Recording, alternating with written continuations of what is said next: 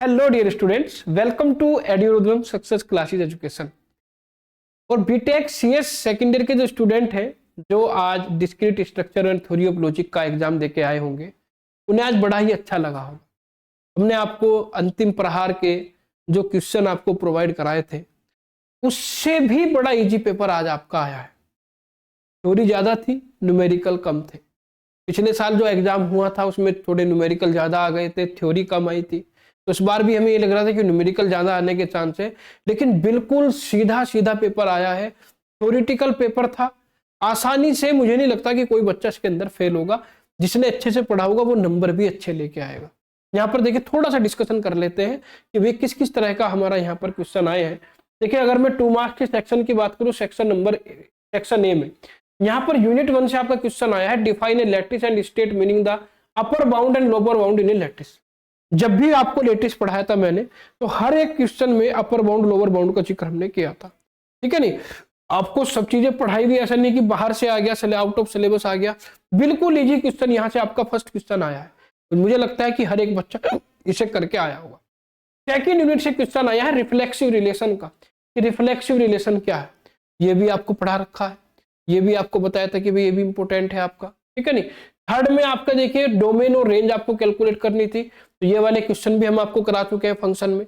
मैंने इस तरह के बहुत सारे क्वेश्चन आपको कराए थे डोमेन और रेंज में। ठीक, आपका फिर यहाँ से यूनिट 3 से क्वेश्चन आया है, what is mean by existential quantifier, explain is with a simple statement. Quantifier भी हमने आपको पढ़ाया है, हमने वन शॉट में भी आपको सब कुछ दिया था इनमें से। तो बिल्कुल आपके वही एज इट इज क्वेश्चन आ रहे हैं जो हमने आपको बताए थे।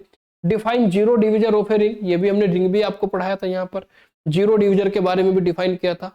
हर चीज वही है। वन शॉट जिसने देखी होगी, जिसने डीएसएल की वन शॉट देखी होगी, डेफिनेटली वो पूरा का पूरा पेपर करके आया होगा। नेक्स्ट क्वेश्चन आपका यूनिट 5 से 2 क्वेश्चन थे आपके। How many 4 digit number can be form by using the digit 2 4 6 8 when the repetition of digit is allowed. ये भी बड़ा अच्छा क्वेश्चन था, छोटा सा क्वेश्चन था, आसानी से आप इसे एक फॉर्मूले की हेल्प से कर। और यहाँ पर देखिए हैमिल्टन पाथ के लिए यहाँ पर जो है आपको ग्राफ बनाना था। Note have a Hamilton circuit, जिसके अंदर हैमिल्टन सर्किट नहीं है, इसके अंदर कोई भी क्वेश्चन ऐसा नहीं जो मैंने आपको ना कराया। हर एक क्वेश्चन अगर आपने सीरियसली पढ़ा होगा तो सारे के सारे क्वेश्चन आप सेक्शन ए से करके आएंगे। सेक्शन बी में देखिए यहाँ पर 5 क्वेश्चन आपको मिलते हैं, आपको पता है यूनिट वाइज। तो फर्स्ट यूनिट से आपको यहाँ पर पूछा if R is an equivalence relation on A then prove that R inverse is also equivalence relation on A. ये न्यूमेरिकल मैंने आपको करा रखा है, एज इट इज न्यूमेरिकल आया एज इट इज। ठीक है नहीं, सेकंड तो बड़ा इजी है, इसमें तो कुछ करना ही नहीं था। इसमें तो आपको बूलियन अलजेब्रा का बेसिक कंसेप्ट आपको बताना था और 4 फंडामेंटल लॉ आपको यहाँ पर लिखने थे। ठीक है नहीं, बूलियन अलजेब्रा जब आपको पढ़ाया था सबसे पहले मैंने यही टॉपिक आपसे डिस्कस किया था। और यूनिट 3 से तो बड़ा इजी, देखिए translate the following statement in symbolic form. ये तो मैंने आपको बहुत सारे इस तरह के क्वेश्चन कराए थे।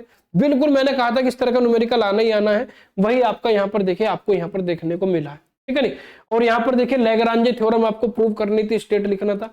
ये बिल्कुल इजी था, ये मुझे लगता है सभी ने कर दिया होगा ये तो। ठीक है नहीं, और यूनिट 5 से देखिए state so that in any room of people who have been doing handshaking there will be always be at least 2 people who have shake hand the same number of times। ये भी बिल्कुल easy था। अगर आप मतलब इसमें से अगर मैं यहाँ की बात करूं तो यहाँ से क्वेश्चन नंबर ए बी और डी ये तो बिल्कुल इजी थे।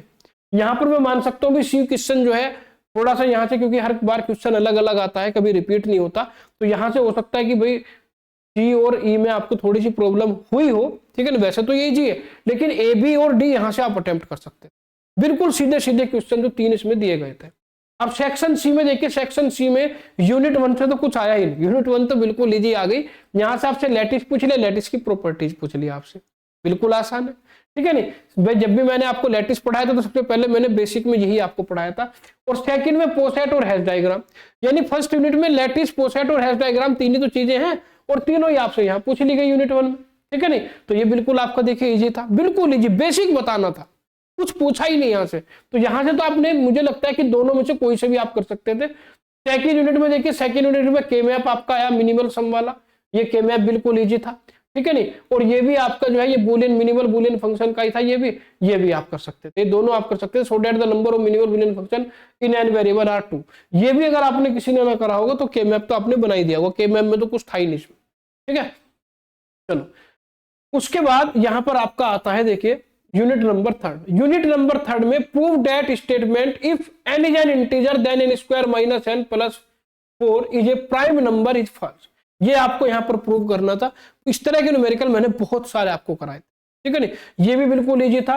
और अगर आप न्यूमेरिकल पर फोकस नहीं कर रहे थे, न्यूमेरिकल आपने नहीं किए थे, तो ये थ्योरेटिकल क्वेश्चन आप आसानी से कर सकते थे। ये भी आपका वही बताई हुई चीजें आई हुई है कि यहाँ पर आपको क्या बताना था, सुटेबल एग्जाम्पल के साथ इसे एक्सप्लेन करना था, कन्वर्ट डिसजंक्शन और कंजक्शन को। ये भी मैं आपको पढ़ा चुका था यूनिट नंबर थर्ड में सॉरी। यूनिट नंबर फोर्थ ये दोनों क्वेश्चन इजी थे। यूनिट नंबर फोर्थ में वही क्वेश्चन आए जो हमने दिए थे। यहाँ पर देखिए, late H be a sub group of a finite group G, prove that order of H is a divisor of order G. ये वाला न्यूमेरिकल मैंने कराया। वन शॉट में तो अगर आपने वन शॉट देखी होगी तो सारा ही आप करके आए होंगे, मुझे तो ये लगता है। और how many generator are there of cyclic group G of order 10, ये भी आप निकालना जानते होंगे कैसे करते हैं। अब मैं यहाँ आपको सॉल्यूशन कराऊंगा तो देखो बहुत समय लगेगा। अब इतना समय नहीं है कि तो आपको अगले पेपर की तैयारी करनी है, ठीक है नहीं। लेकिन मैं तो आपको ये बताना चाह रहा हूं कि इस साल पेपर बहुत इजी आया। कमेंट करके जरूर बताइएगा कि पेपर आपको कैसा लगा, ठीक है। और यूनिट फिफ्थ में भी देखिए दोनों इजी न्यूमेरिकल थे आपके, ये भी आप आसानी से कर सकते थे। इसमें भी देखिए आराम से जो है बिल्कुल इजी क्वेश्चन थे, ठीक है नहीं। तो यहां से मतलब इस बार डीएसटीएल को जो पेपर आया है बहुत आसान पेपर आया है। मुझे नहीं लगता कि भाई इसमें भी किसी बच्चों को कोई प्रॉब्लम आई होगी। हाँ, ये बात जरूर है, देखो डीएसटीएल जो है आपका सब्जेक्ट, ये आपका सिंपल मैथमेटिक्स नहीं है, ये कॉन्सेप्चुअल मैथमेटिक्स है। इसमें कोई ये नहीं कि कोई फॉर्मूला काम कर रहा है, कॉन्सेप्चुअल मैथमेटिक्स है। भाई सीएस के स्टूडेंट हैं आप तो प्रोग्रामिंग भी आप जानते हैं, प्रोग्रामिंग आपकी कॉन्सेप्चुअल होती है। इसी तरीके से ये आपका सब्जेक्ट है। तो मैं यही आशा कर रहा हूं कि भाई यही मैं सोच के चल रहा हूं कि आप सभी का पेपर अच्छा गया होगा। बताइएगा जरूर कमेंट करके कि आपका पेपर कैसे गया। खुशी होती है जब बच्चों के पेपर अच्छे होते हैं, हमारा पढ़ाया हुआ आता है, बच्चे खुश होते हैं। और जो भी आपके सजेशन होंगे अगले सेमेस्टर के लिए, कुछ सजेशन होगा वो भी दे दीजिएगा, उस पर भी हम काम करेंगे। और आपके अगले पेपर जितने भी बचे हुए हैं वो सब अच्छे जाएं, इन्हीं शुभकामनाओं के साथ आज इतना ही। Thank you.